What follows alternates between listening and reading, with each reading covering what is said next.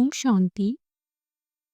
8 मई 1969 की अव्यक्त मुरली का शीर्षक मनसा वाचा कर्मणा को ठीक करने की युक्ति। आज बाप खास एक विशेष कार्य के लिए आए हैं। यहाँ जो भी सभी बैठे हैं वह सभी अपने को निश्चय बुद्धि समझते हैं, नंबरवार हैं, भले नंबरवार है लेकिन निश्चय बुद्धि है। निश्चय बुद्धि का टाइटल दे सकते हैं। निश्चय में नंबर होते हैं, वह पुरुषार्थ में नंबर होते हैं।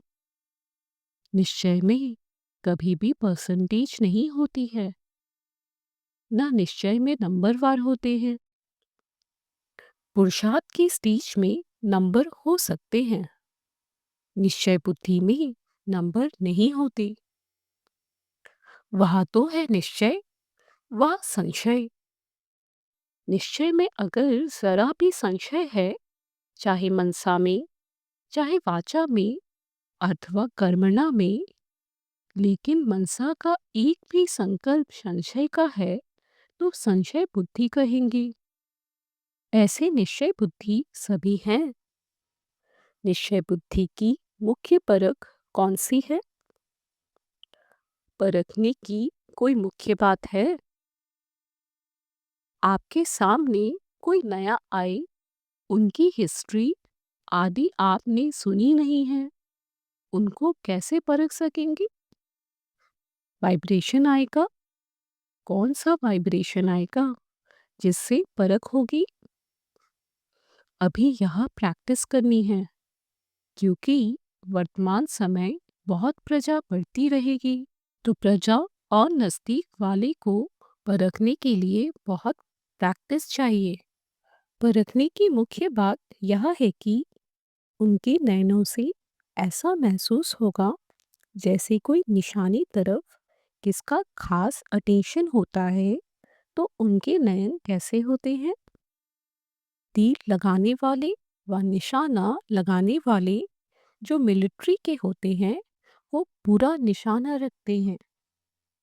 उनके नयन, उनकी वृत्ति उस समय एक ही तरफ होगी। तो जो ऐसा निश्चय बुद्धि पक्का होगा, उनके चेहरे से ऐसे महसूस होगा जैसे कि कोई निशानेबाज है। आप लोगों को मुख्य शिक्षा मिलती है, एक निशानी को देखो, अर्थात बिंदी को देखो। तो बिंदी को देखना भी निशानी को देखना है। तो निश्चय बुद्धि की निशानी क्या होगी? पूरा निशाना होगा।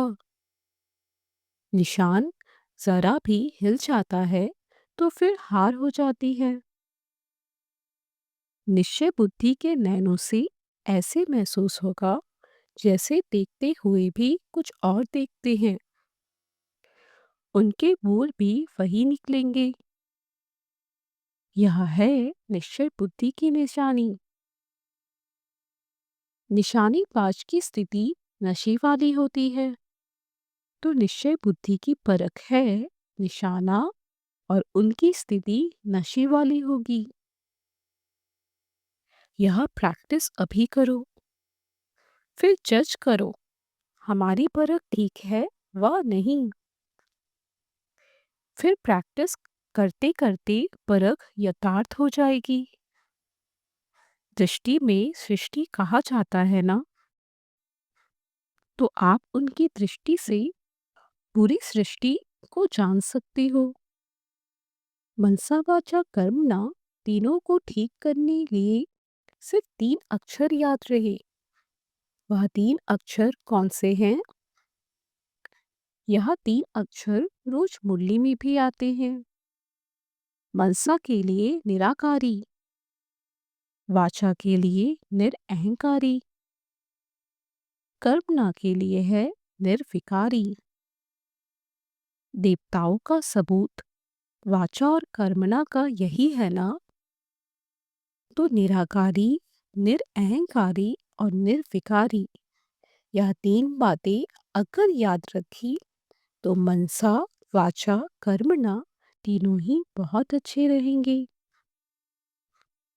जितना निराकारी स्थिति में रहेंगे, उतना ही निरअहंकारी और निर्विकारी भी रहेंगे। विकार की कोई बदबू नहीं रहेगी। यह है मुख्य पुरुषार्थ। यह 3 बातें याद रखने से क्या बन जाएंगे?